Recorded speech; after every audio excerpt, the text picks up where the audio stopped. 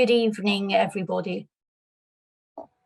My name is Adele Robinson, and I'd like to welcome you to this year's Holocaust Memorial Day Vigil in Sheffield.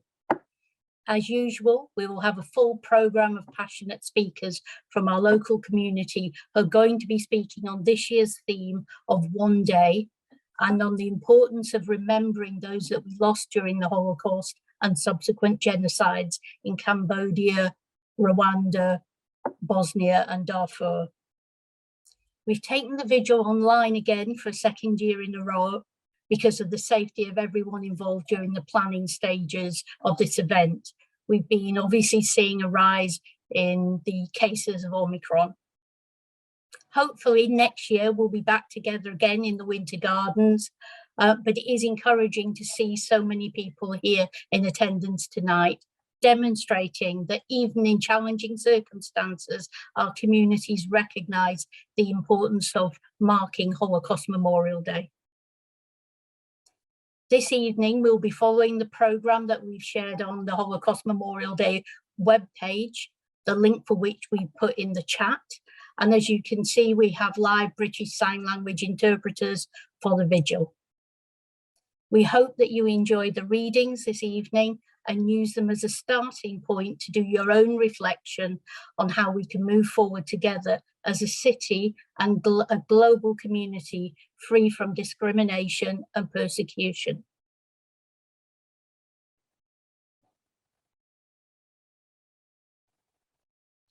Thank you.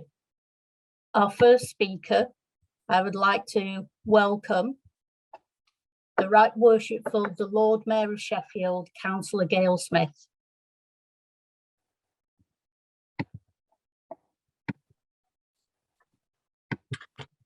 Good evening, everyone, and welcome to our virtual Holocaust Memorial Day Vigil this 2022. Before I go any further, I'd like to take a moment to sincerely thank you all for joining us this evening. Every year on the 27th of January, we come together as a city to remember those who suffered under the Nazis' persecution during the Holocaust and subsequent genocide in Cambodia, Rwanda and Darfur, and of course Bosnia, in the hope that we can say one day in the future that genocide no longer exists. This year's theme, one day we will look back at how much has changed in our lives since the start of COVID-19 in the early 2020. From the rising cases and losing many of our loved ones to society slowly gaining some form of normality. One day there will be a time where others will learn about our experience in this day, this moment in history, and truly understand that with kindness, care, compassion and support, the world can pull together and get through this global pandemic.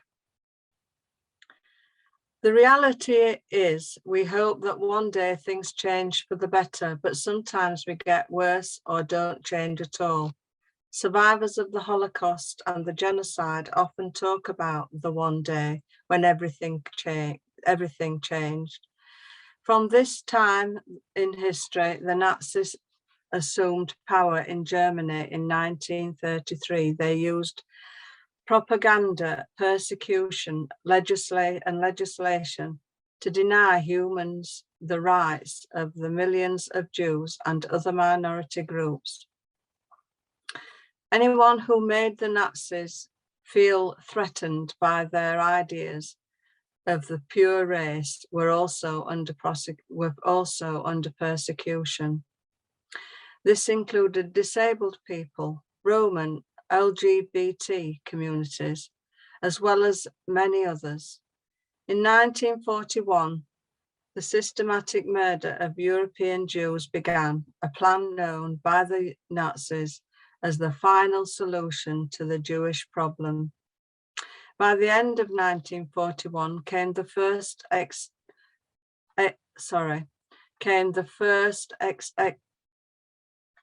extermination camp, I'm sorry, it's a bit emotional, in Poland, had been established, giving the Nazis their method to continue their extermination on a giant scale between 1941 and 1945.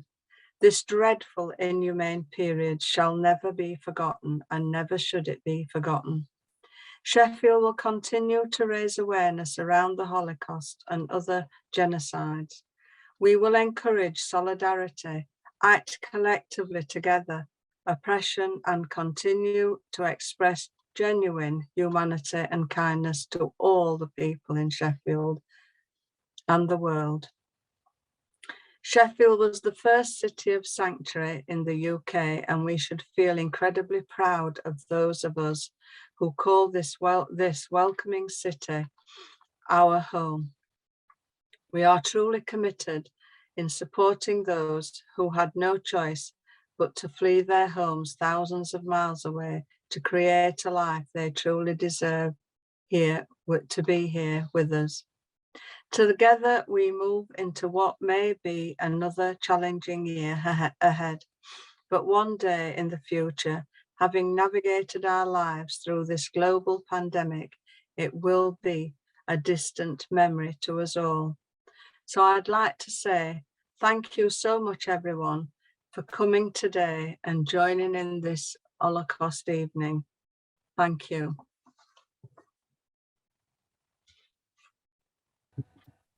Thank you very much, Lord Mayor.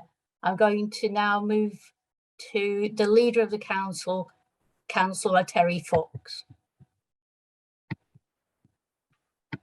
Thanks, Adele, and hello everyone, and thank you, Lord Mayor, for your touching introduction. This year's Holocaust Memorial Day theme, One Day, is deeply thought-provoking, inspirational, and reflective. It is also possible that many of us would agree that this theme has also been relevant to some aspects of our lives over this past year. Unfortunately, we are unable to be together in the Winter Gardens this year due to the coronavirus pandemic, but we are grateful and appreciate the opportunity to host a virtual vigil in remembrance of those that suffered during the Holocaust and in other genocides around the globe. One day, Holocaust Memorial Day will be safe to organise in person, but until then, thank you for watching this webcast this evening with real human spirit, remembrance and unity. We are all here today to renew our commitments in remembrance of the victims who faced unimaginable atrocities committed in the name of identity-based prejudice. As a global community, we are reminded that a world free from oppression, hatred, racism, and persecution is yet to be a reality. For that, and we must strive to learn from the past and apply our knowledge to our present in hope that one day the future will be brighter for all humanity. Sue Pearson arrived in Sheffield from Prague on the Kinder Transport in 1939 at the age of 11. In March 1939, Hitler occupied the remainder of what was then Czechoslovakia, and the Jews in Prague were aware of the danger they faced. Sue's Jewish parents took the brave decision to send her on that Kinder Transport in June 1939, believing it would be a temporary measure. But like most children who made the journey, she never saw them again. Sue was looked after by a foster family when she arrived in Sheffield and was a pupil at Woodseat School.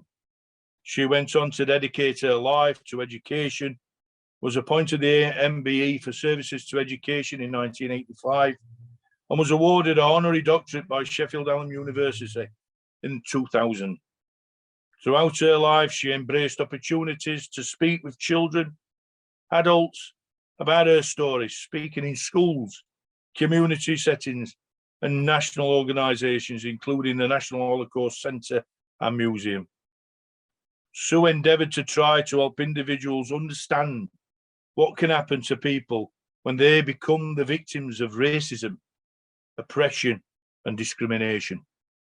We can honour Sue's legacy by truly infusing our actions with the same determination, compassion and strength that she showed throughout all aspects of her life. Sue made the most of every moment and positively contributed to our communities across Sheffield. Throughout Sue's life, she experienced many moments where the difference of one day could have an enormous influence on the rest of her life journey. The global impact of the pandemic has been extremely hard for us all, to say the least. But despite these immense challenges, we have continued to act with kindness, protect each other with compassion, stand out clapping and banging our saucepans as we have done, and demonstrate that community spirit which has truly shone through to every corner of our city. As we move forward through into 2022 with resilience, determination and solidarity to continue to protect those who are vulnerable, celebrate our differences, stand up to the injustice and hope that one day the world will be a better place for us all. Thank you for giving me the opportunity to speak today. Thank you very much, Terry. I'm now going to pass over to Howard Saffer from the Reformed Jewish community in Sheffield. Thank you. Thank you, Adele, and everybody.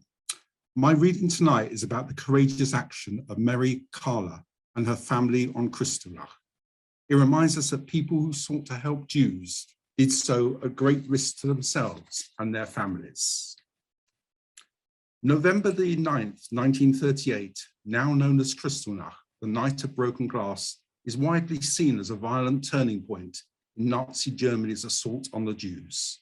An estimated 400 Jews lost their lives in the anti-Semitic pogrom, and more than 30,000 were imprisoned or sent to concentration camps where they were brutally mistreated. Thousands more fled to the homelands in Germany and Austria, shocked by what they had seen, heard and experienced. What they took with them was not only the pain of saying farewell, but also the memory of terrible scenes, attacks by mobs of drunken Nazis, public humiliations, burning synagogues, inhuman conditions in overcrowded prison cells and concentration camp barracks. The reactions of neighbours and passerbys to these barbarities were mainly scorn, mockery and abuse. The reaction of Mary Carla and her family in helping Jews on that night was rare, but not without consequences. Mary Carla, a teacher, her husband, a university professor and Lutheran pastor, and their sons witnessed the events of Kristallnacht in the city of Bonn and the effects those events had on their Jewish neighbours and colleagues. Mary Carla wrote about the choices she and her family made and the consequences for them the next day. On the 10th of November, 1938, 11:30 in the morning, the wife of a Jewish colleague came to me and reported that both the synagogues in Bonn had been set on fire and that SS men had destroyed the Jewish shops, to which I replied, "That can't be true." She gave me a manuscript to keep, her husband's life work.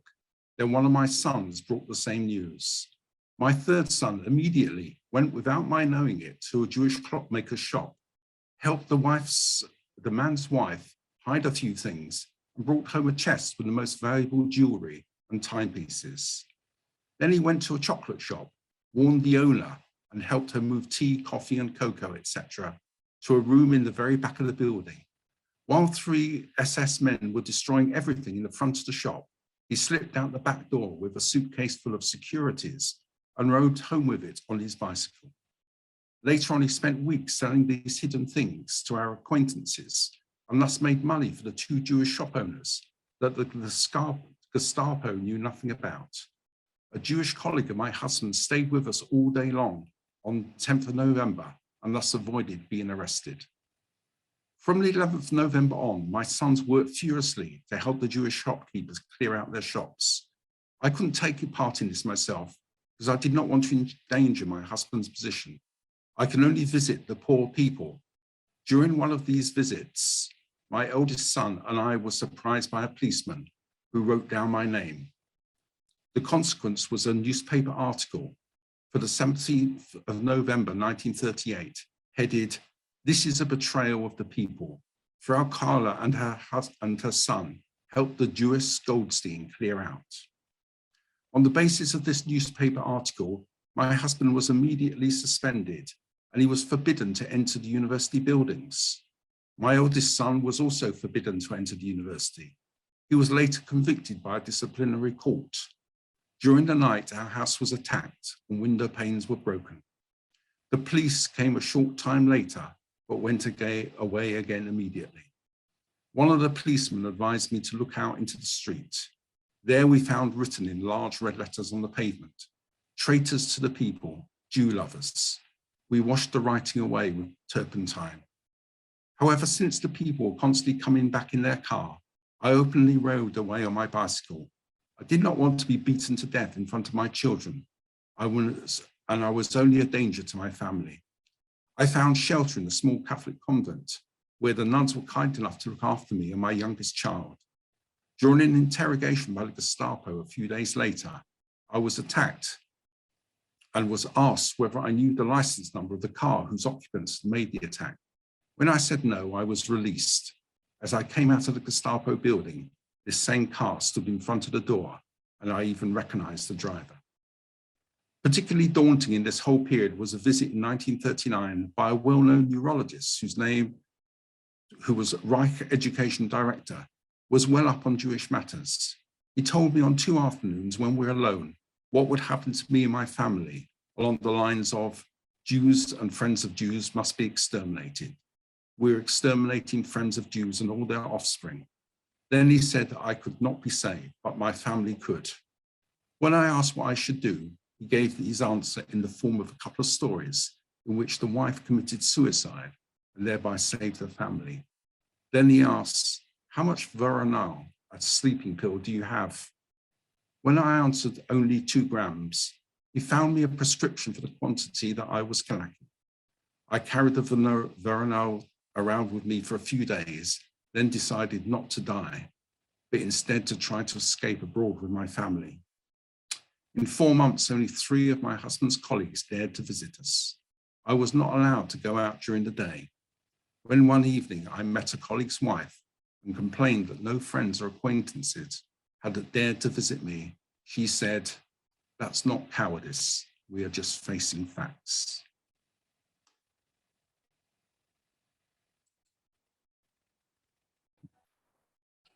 Thank you very much, Howard. I'd now like to move to Richard Bartlett, who's going to be remembering Srebrenica.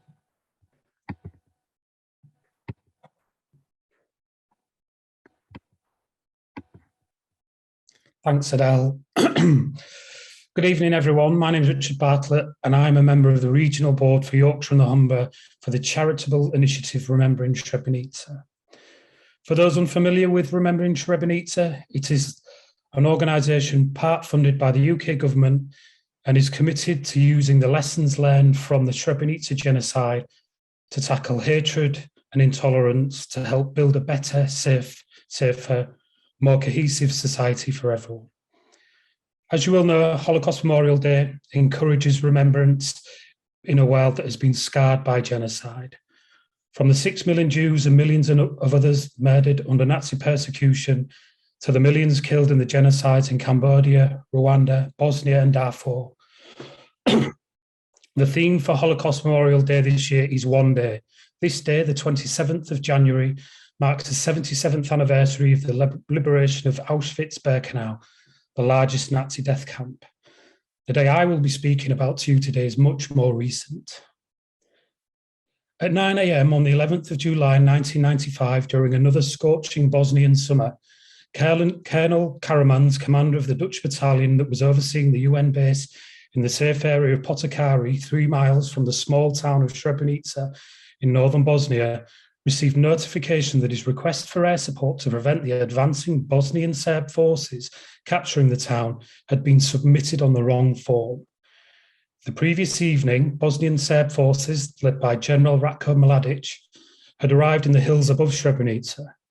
With no NATO air support to stall them, in the morning at 10:30 a.m., the Bosnian Serb forces began firing artillery shells upon Srebrenica.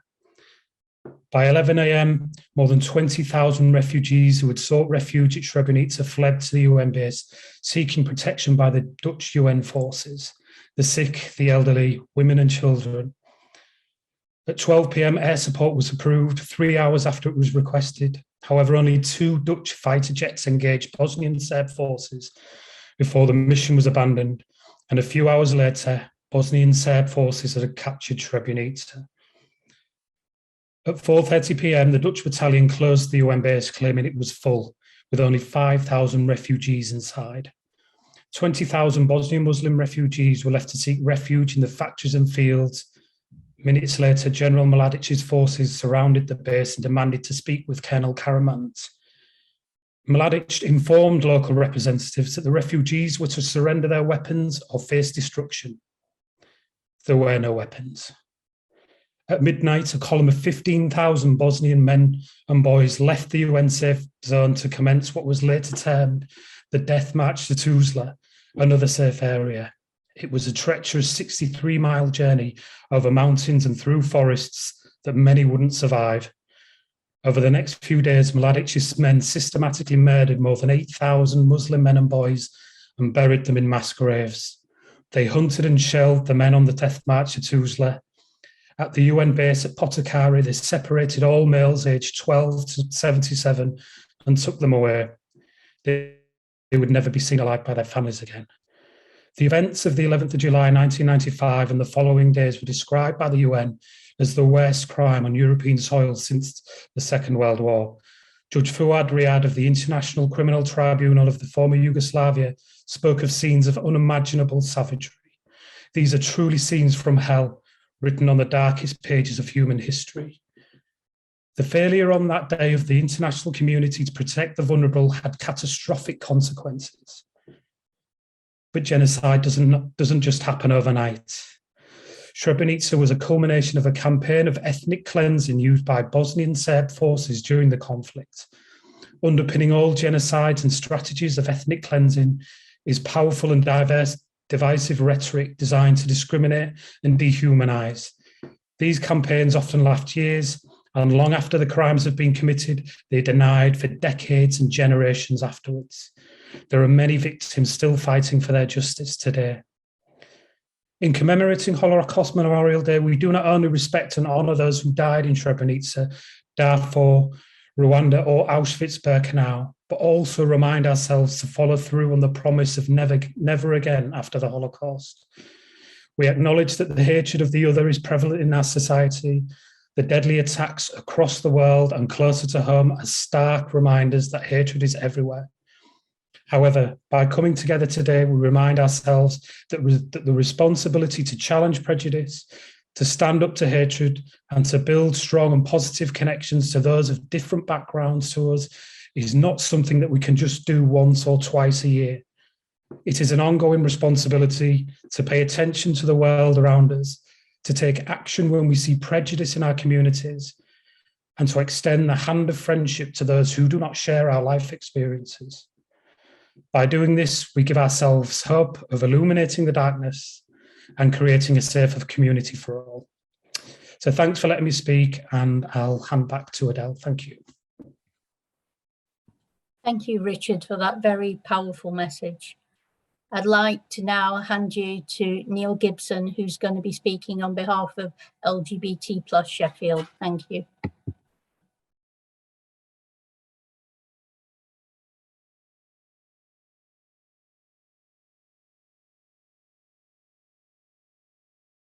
Throughout recorded history, lesbian, gay, bisexual, transsexual, non-binary, non-gender conforming people have been prosecuted by religious groups, political groups, and the community in general.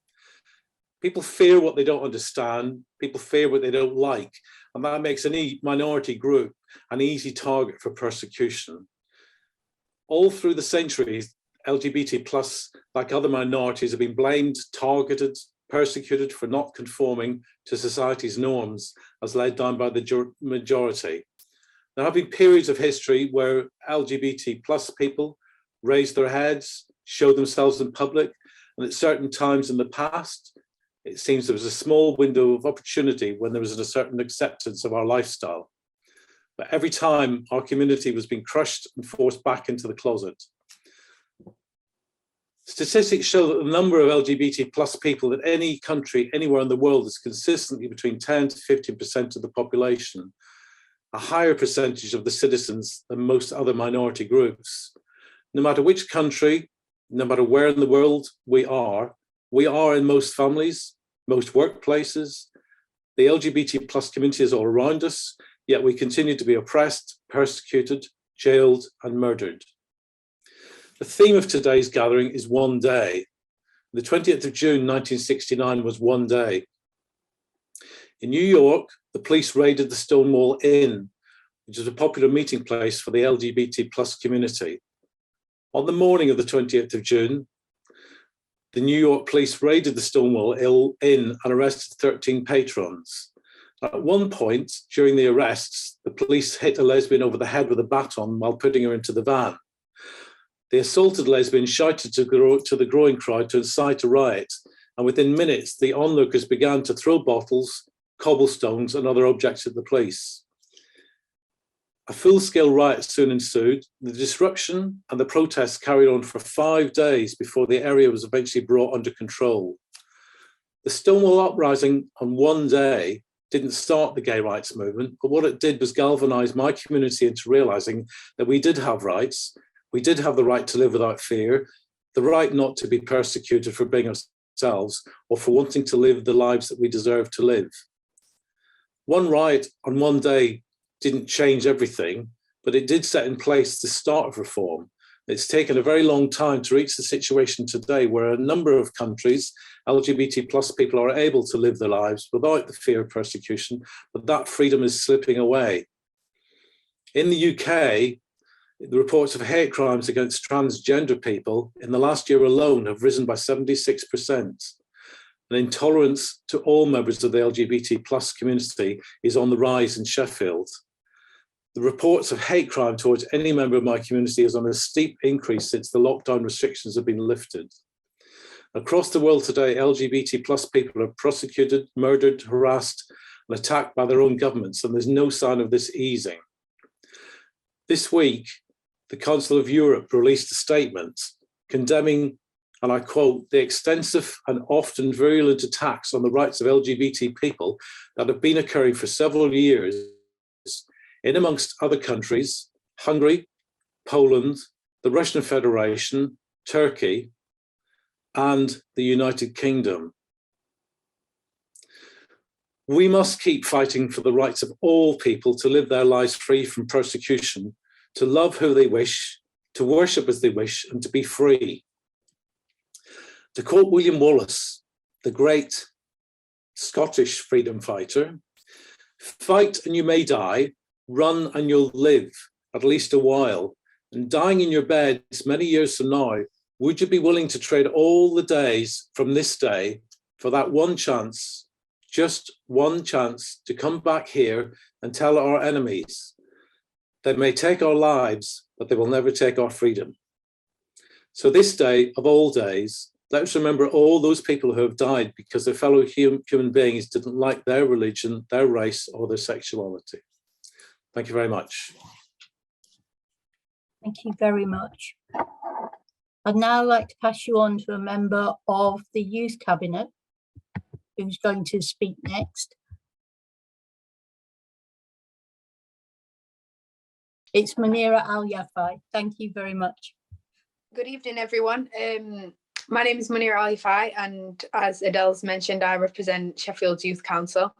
I would just like to start saying by how important today really is, as it marks a global tragedy where innocent lives were took and dreams were stolen. It's a real honour for me to speak on this day alongside you all in remembering the lost and the survivors of the Holocaust. We stand together on this day, not only in remembrance, but in solidarity against an ugly hatred, a hatred, I'm saddened to say, still exists. We must be vigilant and all stick together as one.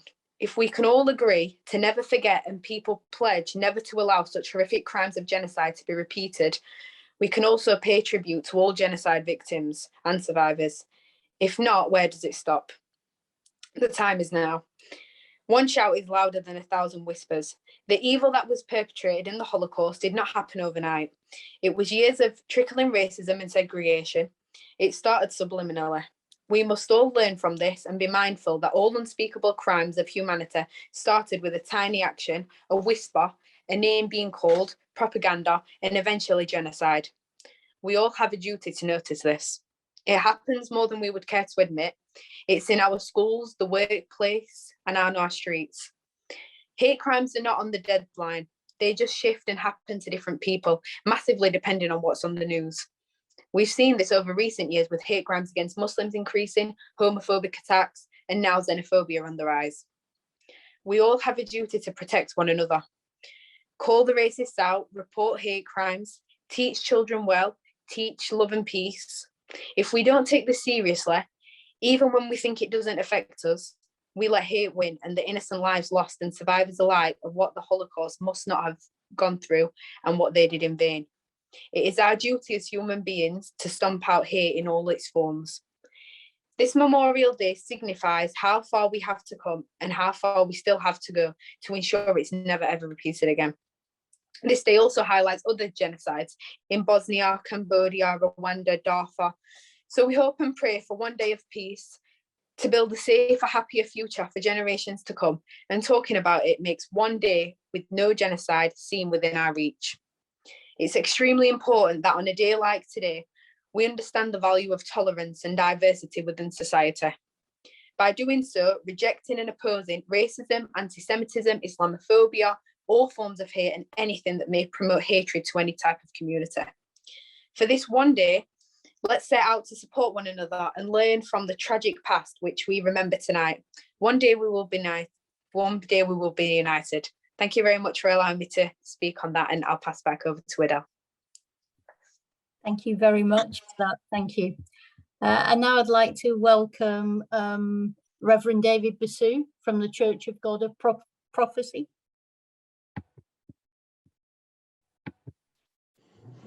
Thank you. Good evening, as I said, my name is David Basu and I'm Associate Pastor at the Church of God of Prophecy on Duke Street in Sheffield. Church of God of Prophecy is one of the longest established Black Pentecostal churches. I'm also Service Director of SACMA Health and Social Care, an African Caribbean-led social care charity that has been serving this city since 1988. One day. Gail Foreman, speaker, television producer and author of the New York bestseller, If I Stay, said, "We're born one day and we die one day. We fall in love in one day. Anything can happen in just one day." As a pastor, I often see the way that whole lives, whole situations, whole experiences can change in one day. We get up as normal, we follow our morning routines, we simply get on with our day. And then the phone rings and everything changes in just one day. A loved one is gone and no one expected it. A visit to the doctor and a medical report hits like a sucker punch, and the realization that no other day is going to be like this day ever again. Your child comes home and gives you that piece of news that makes this one day like no other day. I was so moved thinking about Holocaust Memorial Day and all it symbolizes. Of course, I'm not old enough to have lived through the Holocaust, but I do remember subsequent genocides in Cambodia, Rwanda, Bosnia, and Darfur. And history is a particular interest of mine. So the experience of 6 million Jews murdered for simply being who they were, created to be, resonates, particularly as a Black man of African Caribbean origin and our lived experience. Memorials can be painful, and yet they are vitally important. Memorials stir up a mix of emotions, even the most brutal experiences, such as we're memorializing in this gathering, stir up those mixed emotions. And as I was preparing this time together today, I came across a quote from an unknown author who said, "Everyone needs just one day to let go, one day not to worry, one day to be creative, a day to be sad and a day to be happy. Everyone needs just one day to put that smile on their face and let their dreams come true." It's funny how one day can do so much. But one day in the future, times of remembering for me, I guess, are most impactful, most beneficial when by remembering we stimulate change. We've been living and are still living through a period that I've so often heard being described as unprecedented. We've been told that actions and decisions of governments around the world have never been taken like this since the war. And we've been told that as we ease out of this period, we emerge into a new normal. Well, if that's the case, change must come and has to come for those most impacted by health inequalities and social injustices that seem to be hardwired into the world's DNA. Memorials, in my view, must stimulate change. The US President Barack Obama, when describing change, said, now we're in the midst of not just advocating for change, not just calling for change, we're doing the grinding, sometimes frustrating work of delivering change inch by inch, day by day. As I close, I'm the product of the Black church, and growing up there was a song that was regularly sung in our churches to remind us of our fragility as humans and just how little control we have of each day that God has been good enough to allow us. The song's called One Day at a Time. The chorus of that song says, one day at a time, sweet Jesus, that's all I'm asking of you. Just give me the strength to do every day what I have to do. Yesterday's gone, sweet Jesus, and tomorrow may never be mine. God, help me today, show me the way, one day at a time, as we commemorate, as we memorialize, as we're agents for change, the change we want to see and the world needs to see. Let's always remember, let's never forget one day. The Lord bless you and keep you. The Lord make his face shine upon you and be gracious to you. The Lord lift up his countenance upon you and give you peace. I'll hand back to Adele. Thank you very much, Reverend Basu. Unfortunately, Rabbi Golem can't be with us tonight. However, we have a video from Rabbi Golem, and we're going to put the video on now. Thank you.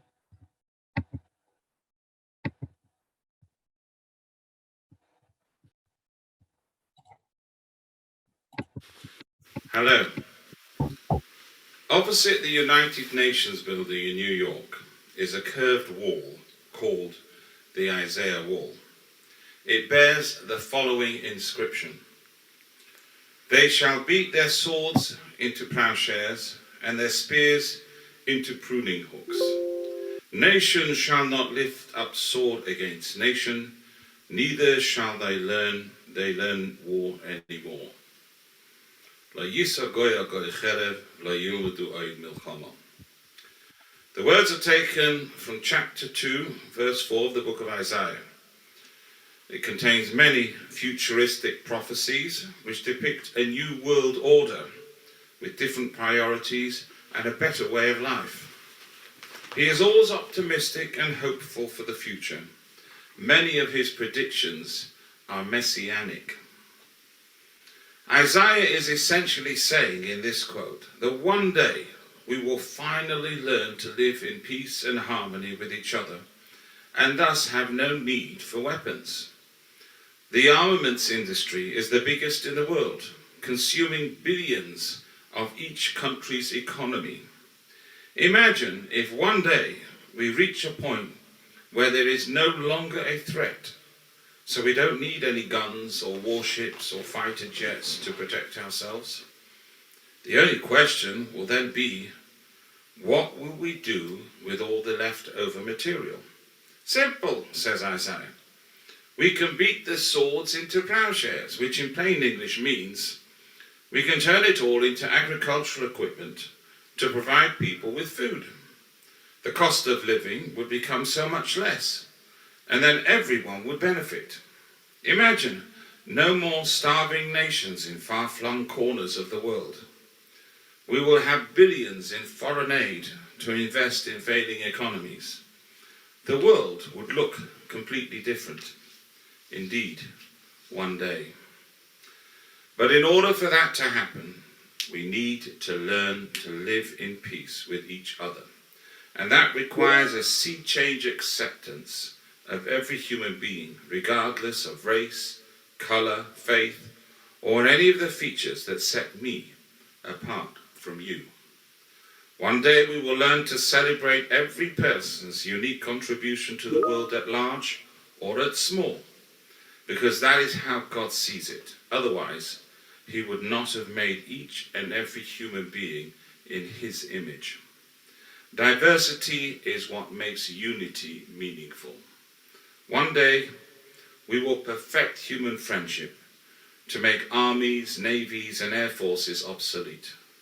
One day, we will return to a world the way it was originally intended. That is the Garden of Eden. One day.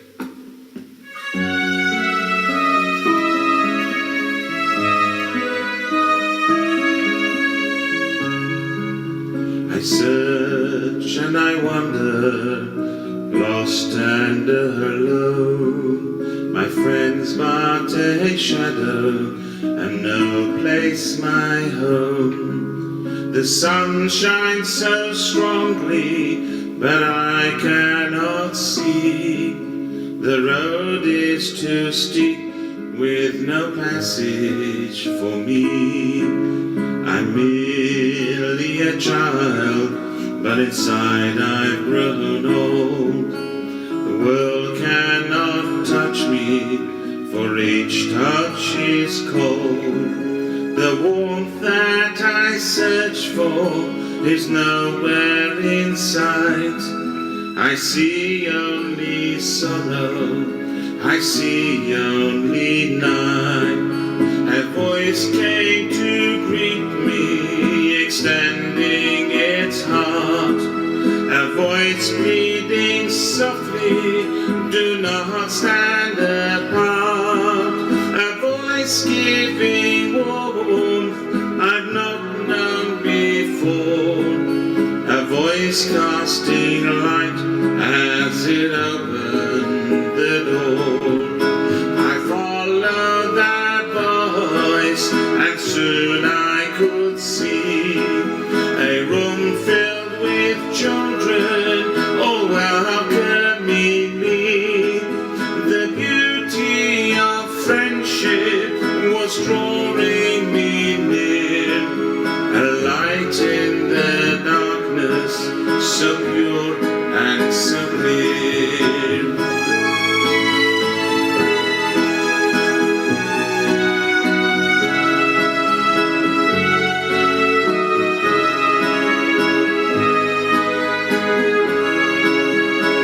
Voice is still with me, it hovers above, it echoes my feelings, it fills me with love.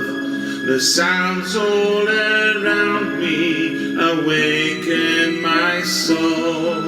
My heart is so youthful, though I have grown old. I still cannot rest, my work is not done. I dream of young voices resounding as one. So much yet to ponder, so much I must do. The voice I have followed must reach you and you. I dream that one day you will see that room full of children, all of whom believe that all of humanity, all colors and creeds, that everyone matters to God. We're all dear.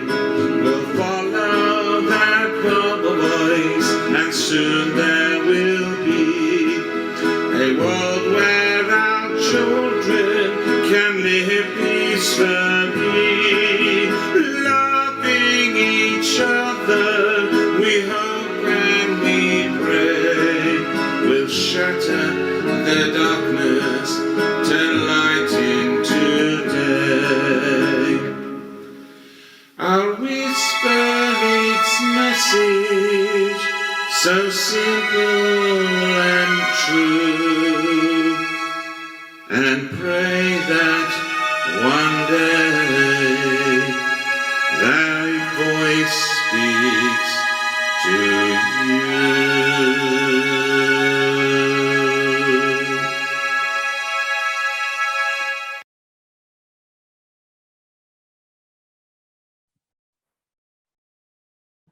Thank you to Rabbi Golem from the Orthodox Jewish community, even though obviously he couldn't be here tonight. In a slight change to the schedule, because Rixar can't be with us, I'm now going to introduce Val Bowen from Disability Sheffield. Thank you.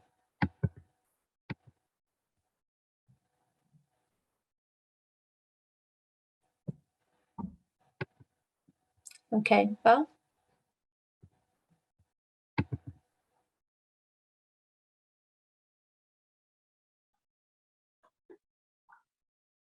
July the 14th, 1933.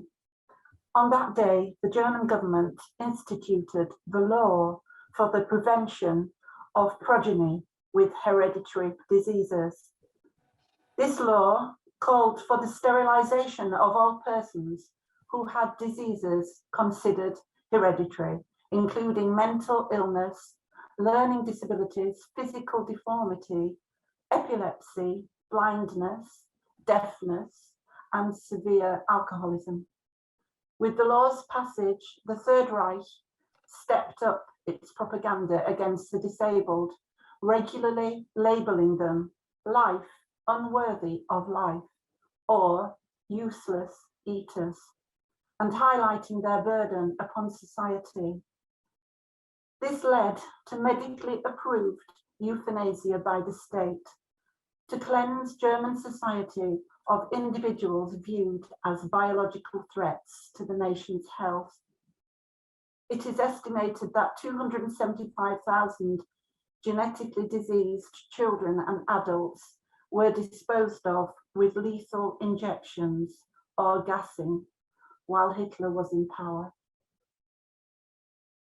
This extract from a poem by Danny Draper looks towards a future one day when prejudice and hate are a thing of the past. I live in hope. I live in hope that one day we will live in a world without discrimination and bigotry, where our children will know love without division or agenda. One race, the human race, where love is acceptance and respect, where difference is celebrated and valued, to unify, strengthen, and enrich us by its diversity. I live in hope that one day all women and children will be safe day and night, to live without fear and violence, and our children will be cherished and nurtured and loved without molestation, and will grow in strength physically with freedom of imagination for a strong and robust tomorrow. I live in hope that one day all individuals will be valued for their intrinsic worth, knowledge, life's efforts, experiences, creativity, and decency, and not be judged and devalued by preconceived ideas of gender, appearance, or disabilities. I live in hope that one day all of us as people, whether gay, straight, transgendered, bisexual, or intersex, abled or disabled, all as equals can be proud of who we are and of each other, respectful of our differences and abilities. I live in hope that one day those seeking refuge from oppression and tyranny will be accepted and not despised, and not detained for daring to seek a better life for themselves and their children, and will not suffer the inhumanity, indignity, and injustice of imprisonment indefinitely without charge for the only crime of exercising a human right. I live in hope that one day bigotry and discrimination will be archaic and acceptance and respect will be the only currency. And people will not recall another way. And all the old energy wasted on hatred can be directed to improving lives and our precious earth. I live in hope that our dreams can be realized today to make a better and just world. I live in hope that together with understanding and love, we can bring our hopes alive. Thank you. Thank you very much, Val. And now I'm going to hand you to Ryan Wildman from the Salvation Army, who's going to take us through the statement of commitment and our minute silence. Ryan. Thank you. I feel woefully inadequate to contribute to this evening. I've got no lived experience or family connection to any of the discriminations that have been spoken of as part of our time together. But thankfully, we've heard lots of stories in our time together this evening, lots of lived experiences of people affected by these various atrocities. It's vitally important that we hear these stories, not just to remember the past, but to look to the future, to ensure that we each do all that we can to ensure that this never happens again, both individually and collectively, to look at the root causes of these acts and to commit to doing what is in our power to make the world a safer and more inclusive place to live. In doing so, we're now going to share in the United Nations Statement of Commitment, which sets out the commitments and promises that we can all make to meet this end. I'll read this, but as I do, I invite you to make the commitments on behalf of yourself and the organisations that you might represent. We recognise that the Holocaust shook the foundations of modern civilization. Its unprecedented character and horror will always hold universal meaning. We believe the Holocaust must have a permanent place in our nation's collective memory. We honour the survivors still with us and reaffirm our shared goals of mutual understanding and justice. We must make sure that future generations understand the causes of the Holocaust and reflect upon its consequences. We vow to remember the victims of Nazi persecution and of all genocides. We value the sacrifices of those who have risked their lives to protect or rescue victims as a touchstone of the human capacity for good in the face of evil. We recognise that humanity is still scarred by the belief that race, religion, disability, or sexuality make some people's lives worth less than others. Genocide, anti-Semitism, racism, xenophobia, and discrimination still continue. We have a shared responsibility to fight these evils. We pledge to strengthen our efforts to promote education and research about the Holocaust and other genocides. We will do our utmost to make sure that the lessons of such events are fully learnt. We will continue to encourage Holocaust remembrance by holding an annual UK Holocaust Memorial Day. We condemn the evils of prejudice, discrimination, and racism. We value a free, respectful, and democratic society.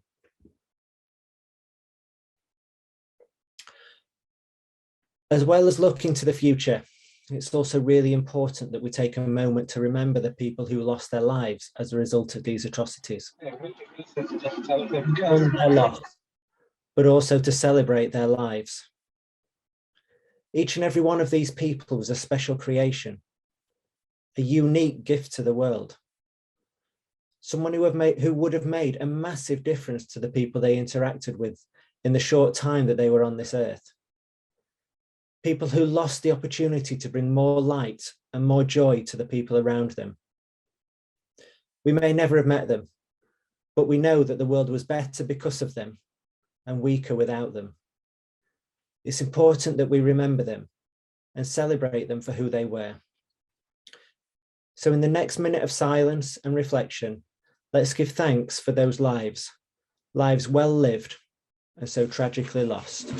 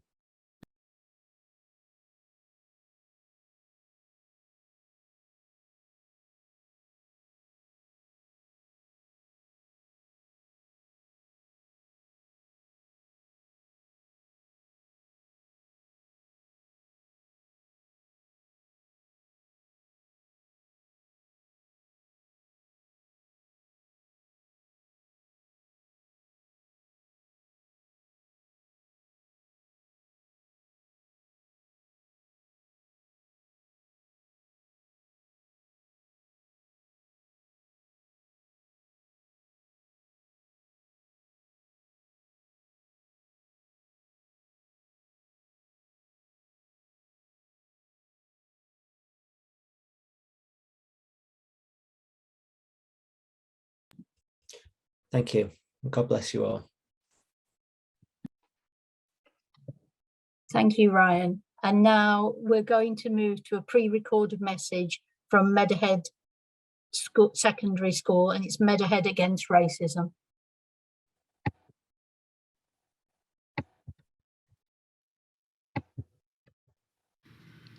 Hello, my name is Lisa and I'm a Year 10 student at Meadowhead School in Sheffield and a member of the Meadowhead Against Racism student group. Our group works with teachers to tackle racism in our community and beyond. Together we have chosen 2 poems that we would like to share as our way of marking Holocaust Memorial Day. First, Mariam and I will read Never Shall I Forget by Holocaust survivor Vigil. This poem makes us think about the survivors of the Holocaust and how difficult it must have been to live with the memories of those awful events that they had witnessed. Never shall I forget that night, the first night in camp, that turned my life into one long night, 7 times sealed. Never shall I forget that smoke. Never shall I forget the small faces of children whose bodies I saw transformed into smoke under a silent sky. Never shall I forget those flames that consumed my faith forever. Never shall I forget the nocturnal silence that deprived me for all eternity of the desire to live. Never shall I forget the moments that murdered my God and my soul and turned my dreams to ashes. Never shall I forget those things, even where I condemned to live as long as God himself. Never. Thank you. Our second poem is an extract from Home by Warson Shire. It will be read by Miracle and Lexi. It makes us think about our friends and families who have had to leave their homes to create new lives here in Sheffield. No one leaves home unless home is the mouth of a shark. You only run from the border when you see the whole city running as well. Your neighbors running faster than you. Breath bloody in their throat. The boy you went to school with is holding a gun bigger than his body. You only leave home when your home won't let you stay. No one leaves home unless home chases you. Fire and defeat. Hot blood in your belly. It's not something you ever thought of doing until the blade burnt threats into your neck. And even then, you carried the anthem under your breath, only tearing up your passport in an airport toilet, sobbing as each mouthful of paper made it clear that you wouldn't be going back. We would like to thank Sheffield City Council for the opportunity to participate in this event. We look forward to one day when the world will be free of genocide and identity-based violence.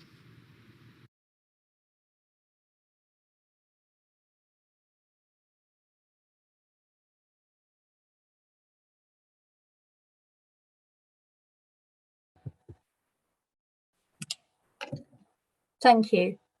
I'd like to thank all the speakers for some very compelling and forceful messages tonight that I'm sure that we will all reflect upon. And I'd like to thank everyone that was watching tonight.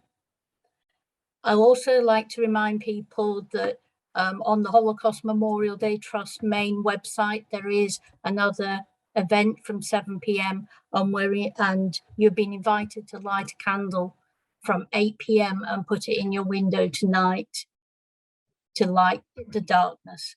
So once again, I'd like to thank everyone for attending and thank all the speakers. Thank you very much. Good night.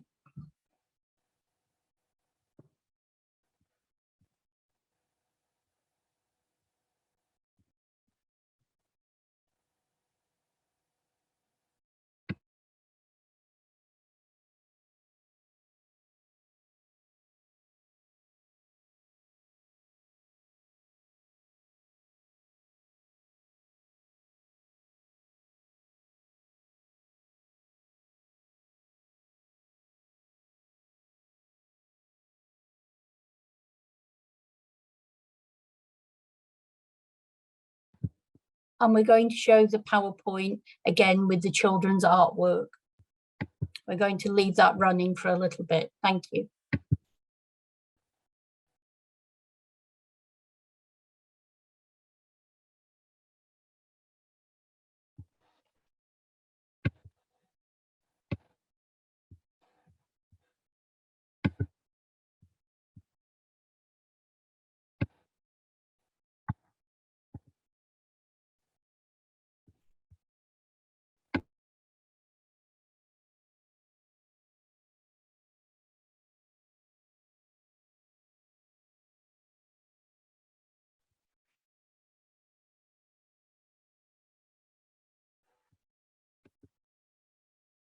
Thank you to Dronfield Henry Fanshawe School.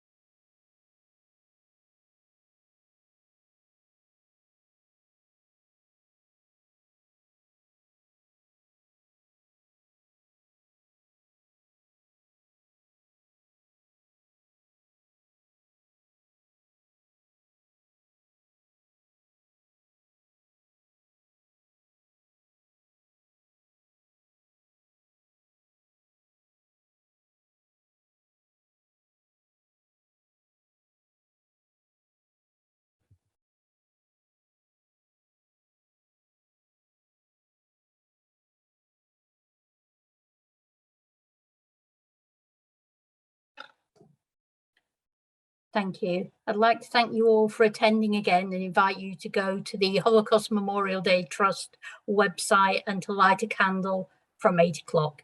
Thank you and good night.